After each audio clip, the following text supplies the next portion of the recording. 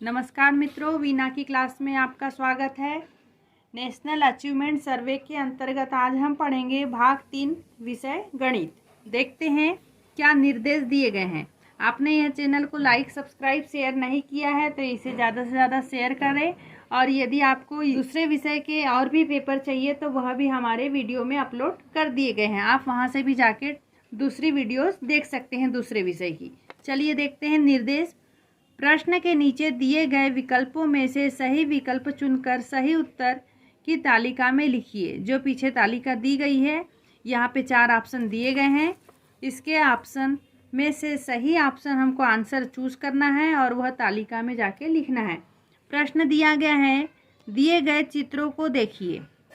यह चित्र दिया गया है हमारे सामने, वर्गाकार चित्र है, यह भी दिया गया है। अब देखते हैं क्या दिया है। चित्र 1 है, चित्र 2 है।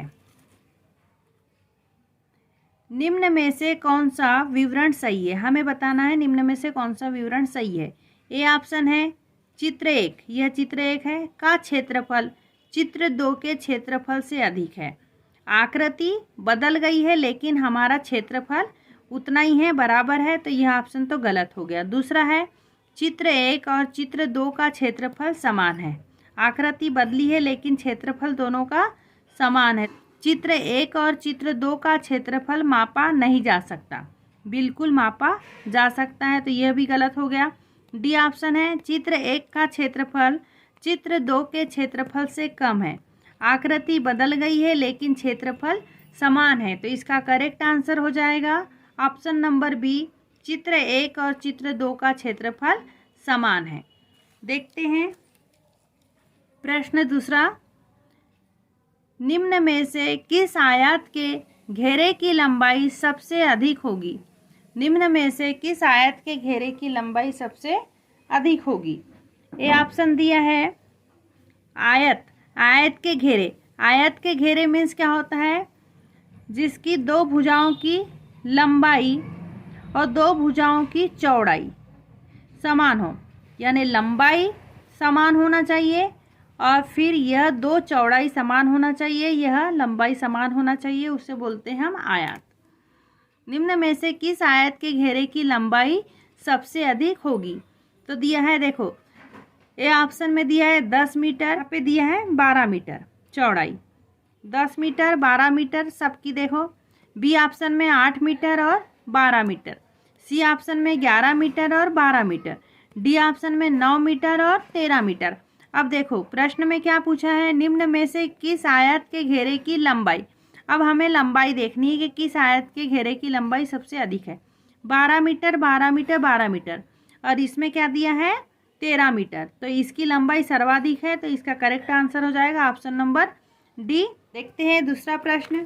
आपने यह वीडियो को लाइक शेयर नहीं किया है तो आप इसे ज़्यादा से ज़्यादा लाइक शेयर और सब्सक्राइब कर दे ताकि अगली आने वाला नोटिफिकेशन आपको सबसे पहले मिले। देखते हैं क्वेश्चन नंबर 3। दी गई आकृति का क्षेत्रफल कितना होगा। दी गई आकृति का क्षेत्रफल कितना होगा। ये दिया है हमारे सामने, जैसे यह 1 सेंटीमीटर, यह 1 सेंटीमीटर। अब प्रश्न है, ए ऑप्शन है 5 वर्ग सेंटीमीटर, बी ऑप्शन है 3 वर्ग सेंटीमीटर, सी ऑप्शन है 2 वर्ग सेंटीमीटर और डी ऑप्शन है 8 वर्ग सेंटीमीटर। तो यहाँ पे कितनी आकृति दी गई है, 1 2 3 4 5, तो इसका क्षेत्रफल कितना हो जाएगा 5 वर्ग सेंटीमीटर। ये वर्गाकार है तो कितने वर्ग दिए हैं 5, तो 5 वर्ग सेंटीमीटर इसका आंसर हो जाएगा। प्रश्न चौथा दिया गया है, 4 सेंटीमीटर भुजा वाले वर्ग से 8 सेंटीमीटर भुजा वाले वर्ग का क्षेत्रफल कितना होगा। तो इसका 4 का दुगुना कितना हो जाएगा 8, तो इसका करेक्ट आंसर क्या हो जाएगा 2 गुना। फिर है प्रश्न 5वां। दी गई आकृतियों में किस आकृति का क्षेत्रफल सबसे कम है। दी गई आकृति में किस आकृति का क्षेत्रफल सबसे कम है। तो यहाँ पे हमें आकृति गिनना है, इसके क्षेत्रफल देखना है। वर्ग 1 2 3 4 5 6 7, इसमें 7 वर्ग है, हमें सबसे कम निकालना है। इसमें 1 2 3 4 और ये 8, 8 हो गए। इसमें ये 5 और ये 5, तो इसमें कितने हो गए? 10 हो गए। इसमें 9 हो गए। अब देखो दी गई आकृति में किस आकृति का क्षेत्रफल सबसे कम है? तो इसमें सबसे कम वर्ग है, तो क्षेत्रफल इसी का सबसे कम है। तो करेक्ट आंसर क्या हो जाएगा? ए ऑप्शन इसका राइट आंसर हो जाएगा।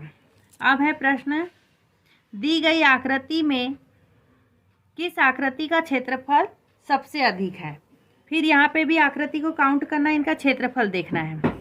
1 2 3 4 5 6 7 8, इसमें कितने आकृति है? 8, इसमें 9, इसमें 8, इसमें भी 8 है, यहाँ पे भी 8 है, ये भी 9 है। अब देखो क्या पूछा है? आकृति का क्षेत्रफल सबसे अधिक है, तो कौन सी आकृति का सर्वाधिक क्षेत्रफल है? इसमें देखो 1 2 3 4 5 6 7 8 9 10, यहाँ पे कितना क्षेत्रफल इसमें वर्ग दिए हैं? 10 दिए हैं। तो इसका करेक्ट आंसर क्या हो जाएगा? ऑप्शन नंबर डी इसका राइट आंसर हो जाएगा। फिर देखते हैं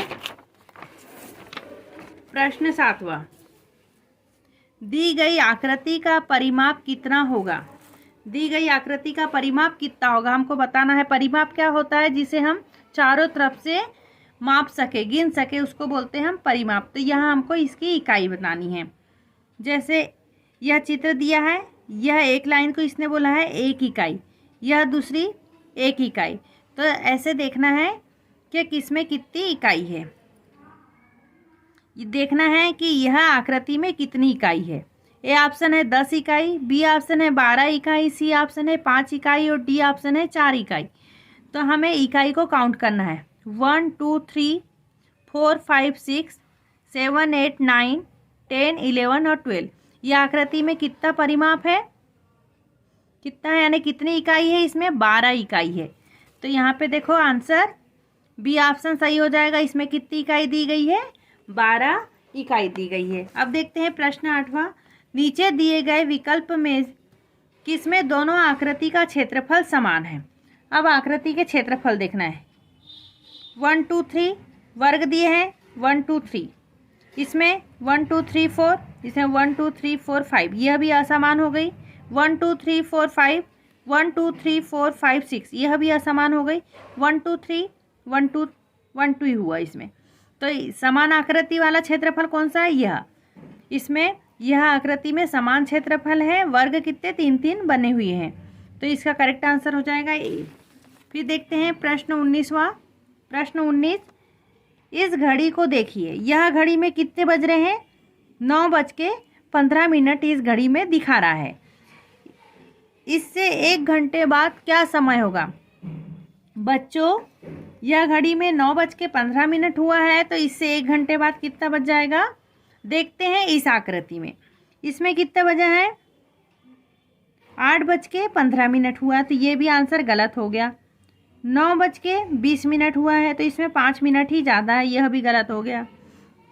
इसमें कितने बजे? 10 बजे है, लेकिन यहाँ पुरानी घड़ी में तो 9:15 हुई है। तो अब देखते हैं चौथा ऑप्शन, 10:15। तो 1 घंटे बाद कितना समय होगा? 10:15। इसका राइट आंसर हो जाएगा ऑप्शन नंबर डी।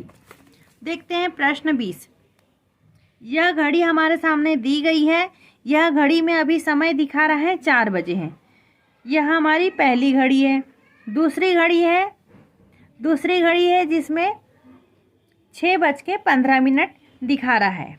अब देखते हैं प्रश्न क्या है।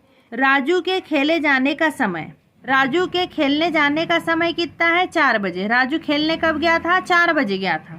दूसरी घड़ी में बता रहा है राजू के खेल कर वापस आने का समय, वह वापस आया था 6:15 पे। ऑप्शन है 2 घंटे 15 मिनट, बी ऑप्शन 2 घंटे, सी ऑप्शन 10 घंटे 3 मिनट और डी ऑप्शन है 9 घंटे। आपको बताना है जब राजू खेलने गया था और वह वापस आया तो उसने कितने देर खेला। 4 बजे गया था और 6:15 पे वह आया है। उसने कितना खेल खेला? 2 घंटे 15 मिनट। तो इसका करेक्ट आंसर हो जाएगा ऑप्शन नंबर ए, 2 घंटे 15 मिनट। यह थे हमारे मैथ्स के पेपर। अगली वीडियो में हम कक्षा 8वीं के प्रश्न पत्र को हल करेंगे। आपने इस वीडियो को अभी तक लाइक शेयर सब्सक्राइब नहीं किया है तो प्लीज़ इस वीडियो को लाइक शेयर कर दे और चैनल को सब्सक्राइब कर दे, ताकि जो आगे आने वाला नोटिफिकेशन है आपको सबसे पहले मिले। Thank you.